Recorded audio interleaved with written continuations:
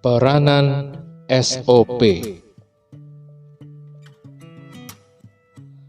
Standard Operational Procedure atau disingkat dengan SOP adalah dokumen yang berkaitan dengan prosedur yang dilakukan secara kronologis untuk menyelesaikan suatu pekerjaan, di mana dalam penggunaan SOP ini bertujuan untuk memperoleh hasil kerja yang paling efektif dari para pekerja dengan biaya yang seefisien mungkin. Adapun manfaat SOP adalah menetapkan secara tertulis mengenai apa yang harus dilakukan, kapan, di mana, dan oleh siapa. Dan SOP ini dibuat untuk menghindari terjadinya variasi dalam proses pelaksanaan kegiatan oleh karyawan.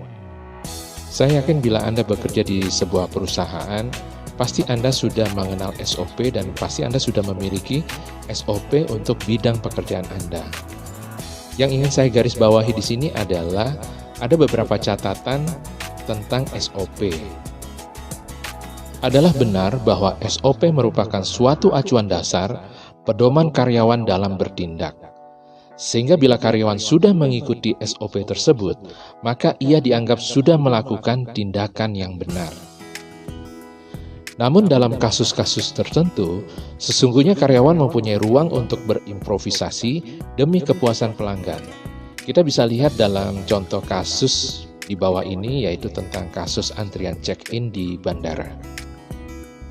Banyak orang mengalami datang ke tempat check-in di atas waktu maksimal yang ditetapkan. Misalnya pesawat berangkat jam 10 pagi, maka peraturan bakunya adalah calon penumpang diwajibkan datang 2 jam sebelumnya, atau untuk contoh ini seharusnya penumpang sudah datang pada jam 8 pagi. Namun karena satu dan lain hal, ada saja beberapa penumpang yang baru sampai bandara pada jam 9 pagi atau 1 jam sebelum keberangkatan. Sedangkan antrian di area check-in cukup padat. Bila karyawan maskapai penerbangan itu tidak mau berusaha untuk menolong calon penumpang, maka sesungguhnya tidak ada yang perlu dilakukan. Tidak ada effort yang perlu dilakukan. Toh mereka sudah bertindak dengan benar sesuai dengan SOP. Namun bila ingin menyajikan suatu layanan yang prima, maka ada upaya-upaya yang bisa dilakukan untuk calon penumpang yang telat datang tersebut. Misalnya dengan menyuruh mereka antri lebih dulu dibandingkan penumpang lain yang keberangkatan pesawatnya masih relatif lebih lama. Bila hal ini dilakukan, maka calon penumpang yang terlambat tadi tidak akan melupakan jasa baik dari para petugas maskapai yang telah membantunya. Dan bisa dipastikan bahwa ia akan terus menjadi pelanggan dari maskapai tersebut.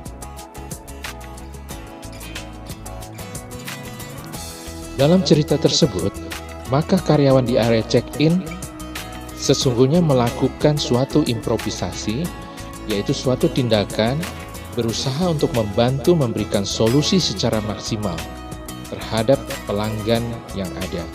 Seandainya usaha itu tidak berhasil, maka pelanggan tetap akan melihat bahwa karyawan telah berusaha semaksimal mungkin untuk menolongnya dan tetap mendapatkan predikat positif.